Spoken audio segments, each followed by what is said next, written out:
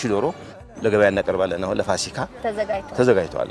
እንቁላል ወደ 50 ሺህ እንቁላል አለ ለበዓል ያው ለህዝቡም ተደራሽ እንዲሆን ብለን ቀነስ አርገን ከ500 እስከ 600 ብር ነው ልናወጣቸው ያሰብነው ምን ያህል እንቁላል ተዘጋጅ በትንሹ እስከ 40 ሺህ ግማሽ ሚሊዮን በላይ የሚሆን በየቀኑ እንቁላል አርበስ እናደርጋለን ይመስላል በጣም ደስ ይላል እንቁላል አሁን ውጪ 20 ብር እንደና ከዛ በላይ እየተሸጠ ነው ያለው እዚህ ግን እንቁላል 14 ብር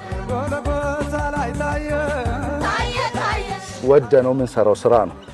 በተጨማሪ ደግሞ በደንብ ማህበረሰቡንም የሚጠቅም እኔ ያንዳንዱ ሰው ትንሽ ቆቦታ ካለው በዚህ ሰርቪስ ሰማራ ጥሩ ነው ከባድ ነገር ይመስላል ግን ገብተሽ ስታየው ግን ደስ ይላል እንስሳ ጋር መዋል ራሱ አንዱ ደስታ ነው በአሁኑ ሰዓት እንደ ከተማችን ከ1.2 ሚሊዮን በላይ የግብርና ቤተሰቦች ተፈጥሯል ታየ የዓለም መድኃኒት የጌታ